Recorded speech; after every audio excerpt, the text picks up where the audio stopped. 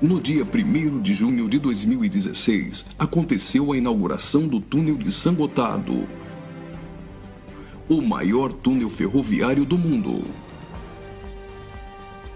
São 57 quilômetros cortando os Alpes suíços. A inauguração foi um evento de grande porte, transmitida por vários canais de televisão de todo o mundo. A cerimônia teve uma apresentação artística, como a das aberturas de Copas do Mundo ou de Olimpíadas. A encenação, intitulada Sacre do Gotardo, foi carregada de elementos do ocultismo, além de trazer mensagens de uma nova ordem mundial. Muitas autoridades e a Nata Econômica Europeia participaram dessa solenidade.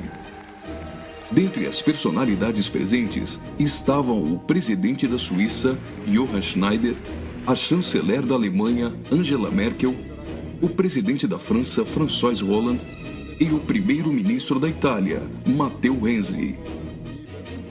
A inauguração do túnel teve ainda uma celebração ecumênica e recebeu a bênção sacerdotal de um rabino do judaísmo, de um imã do islamismo, de um padre da Igreja Católica e de uma pastora luterana.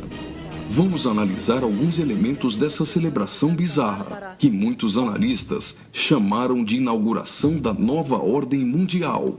Na primeira parte, em ambiente fechado, a humanidade é representada por uma marcha de zumbis, pronta para receber ordens.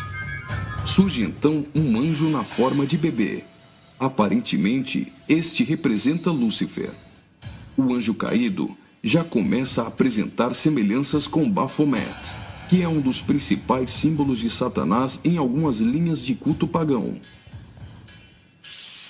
Observe, dentre as personalidades presentes, esse sujeito, portando um cetro e vestido com traje de algum tipo de organização ou irmandade. Ele traz um broche com a figura de um bode que deve representar também Baphomet. A cerimônia macabra evolui para a aparição de um homem-bode, representando um demônio-chefe.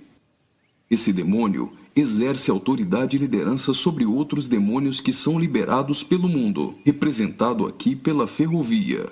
Por essa ferrovia, passam vários períodos da humanidade, revivendo alguns tipos de sociedades secretas e rituais pagãos dos celtas, da Grécia Antiga, do hinduísmo e principalmente do Egito Antigo. Observe ao fundo a figura do Sol, representando um dos principais objetos de adoração das culturas antigas.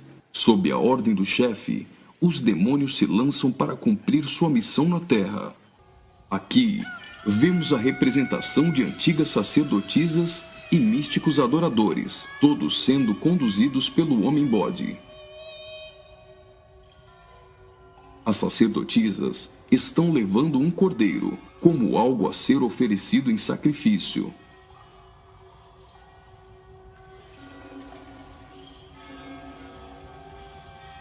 Observe a semelhança dessas sacerdotisas de branco com as adoradoras de Ísis. E nesta exaltação de muitas formas de adoração pagã, não poderia faltar a coroação da Rainha dos Céus.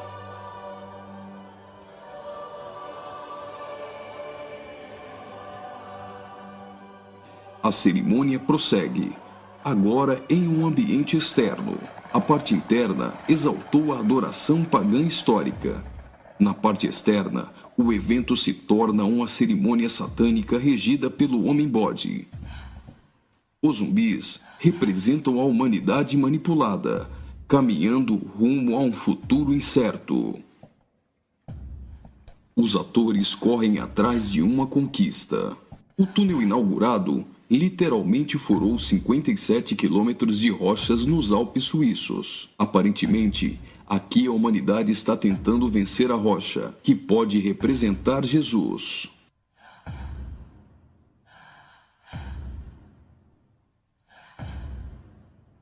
Por várias vezes, eles investem desorganizadamente contra a rocha, mas todas as tentativas são frustradas. Até o momento em que eles se unem e conseguem um importante progresso. Lembre-se que o espírito de Nimrod era unir o homem para vencer a Deus, e que este túnel é o símbolo de integração entre os povos. Observe que eles conseguem a abertura de um portal. A representação desse portal lembra o CERN. O CERN é a Organização Europeia para a Pesquisa Nuclear. Está localizado na região de Genebra, na fronteira franco-suíça, a pouco mais de 200 quilômetros do túnel de Saint-Gotardo. No CERN, encontra-se o LHC, o maior acelerador de partículas atômicas do mundo e maior máquina que o homem já construiu. Ele tem 27 quilômetros de circunferência e está a 100 metros abaixo da superfície. O CERN está em busca da antimatéria e tentando recriar o Big Bang.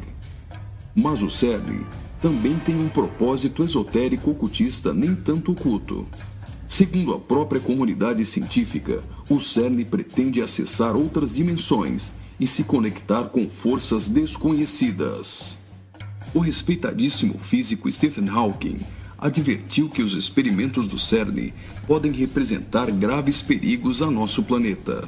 No prefácio de seu livro, Stardust, Hawking afirmou que o acelerador de partículas poderia causar uma decadência catastrófica do vácuo, o que levaria o tempo e o espaço a entrarem em um colapso. Isso poderia destruir não somente o planeta Terra, mas também o sistema solar e todo o universo. Você já deve ter ouvido falar da partícula de Deus, ou bóson de Higgs. Até o Papa implorou a comunidade científica a suspender as operações do LHC, advertindo que eles poderiam abrir os portões do inferno. Observe também que a logo do CERN é a junção de 3 números 6, 666. As cenas seguintes mostram uma sociedade em transformação. Do portal que foi aberto, procede a direção para a humanidade. Veja que uma nova sociedade vai surgindo. O espírito da rebeldia e da sensualidade marcam as pessoas. A decadência da humanidade é representada tanto na forma de uma queda literal, como através da sensualidade.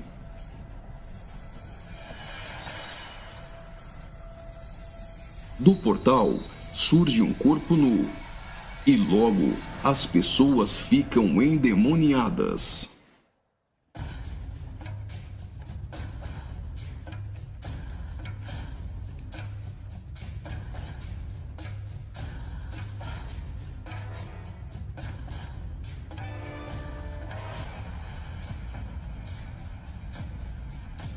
Veja a representação de que existe algo dentro deles. Trabalhadores do túnel aparentemente são representados aqui, mas observe que a verdadeira representação é o deus Shiva, da trindade hinduísta.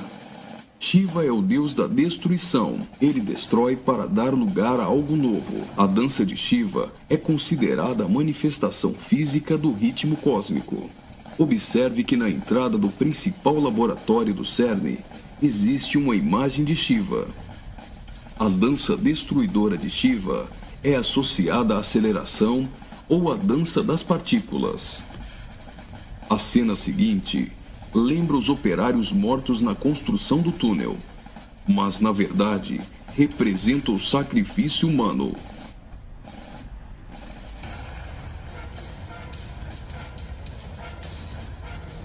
Veja que os corpos são lançados para dentro do abismo.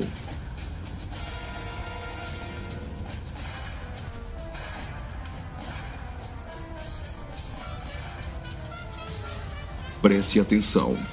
Do fundo do abismo, as mãos vêm receber o sacrifício.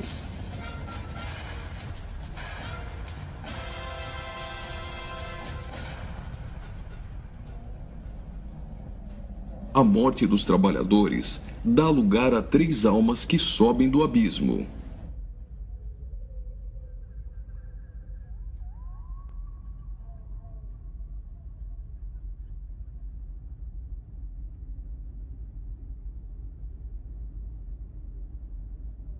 surge então um enorme olho que tudo vê, ou o Olho de Horus, um importante símbolo usado pelos Illuminati.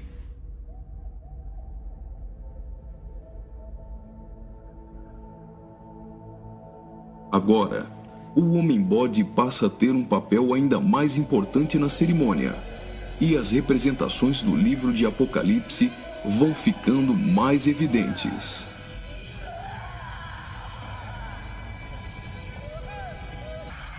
Veja como os demônios se parecem muito com o orixá Omolu. Do portal surge uma figura de um homem, misturada com a de um bode e 3 escaravelhos egípcios. O escaravelho simboliza o deus Khepri, o deus do sol nascente. Homem e bode se fundem, representando a encarnação de Satanás e o surgimento do anticristo. Ele não será um homem normal. Sua autoridade e poder provém do próprio Satanás. Uma personagem, aparentemente representando a deusa Ísis, surge para ungir o homem-bode, que é a própria besta. Como a cerimônia de coroação de um rei, a besta é ungida governante sobre todo mundo. Observe novamente que os demônios lembram muito o orixá Omolu.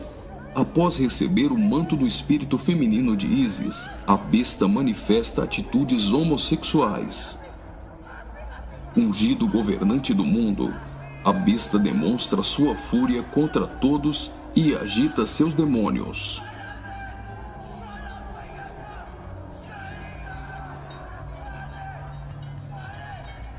Logo, os demônios sob comando da besta ficam ouriçados.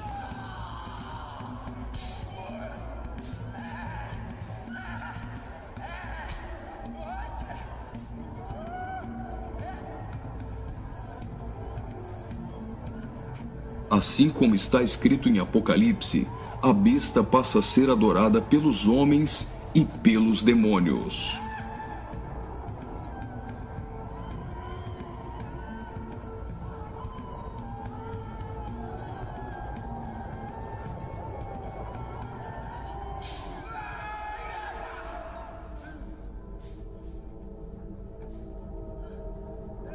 Observe agora o surgimento de 11 personagens, aparentemente representando a Igreja dos 11 Apóstolos. A besta terá autoridade para perseguir a Igreja e para matar os que não lhe adorarem.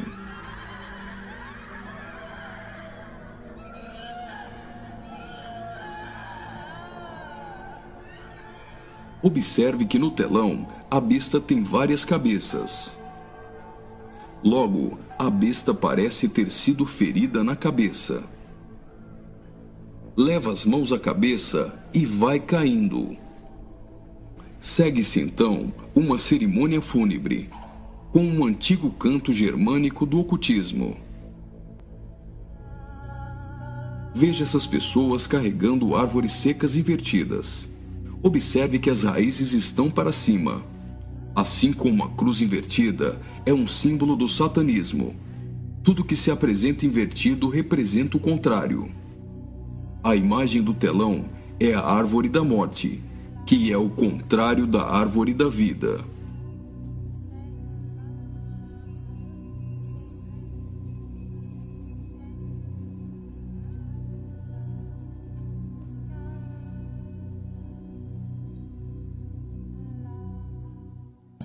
A tecnologia é mostrada como um instrumento para manipular o homem.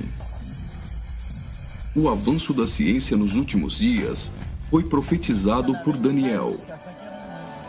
Observe agora a semelhança da imagem no telão com a Pokébola do game Pokémon GO.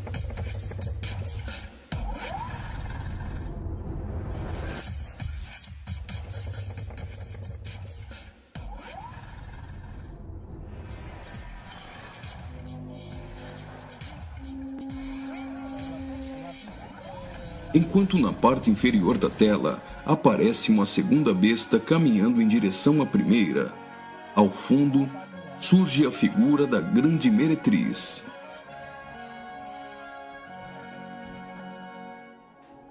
Observe que a segunda besta ressuscita a primeira.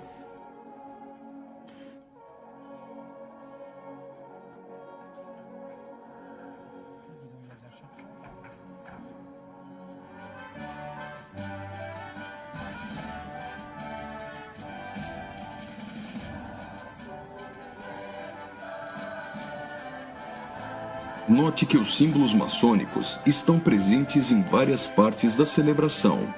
Aqui, temos o olho de Horus e o compasso com um esquadro.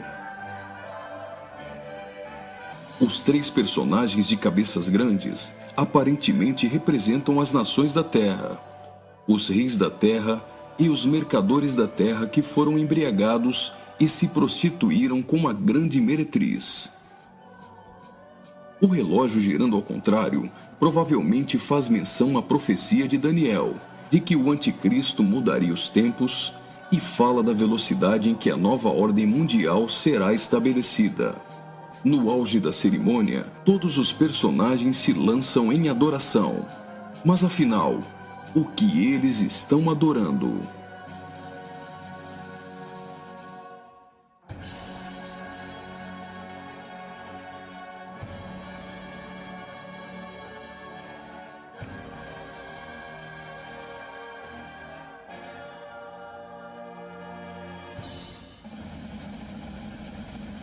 Então, o trem sai do túnel. Mas certamente eles não estão adorando um trem.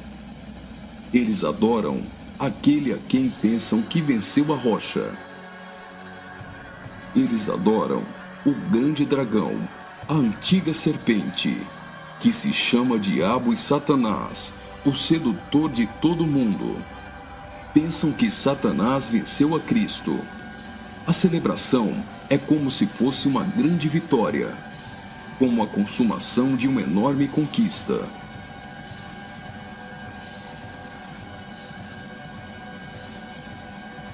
Observe mais uma vez no telão.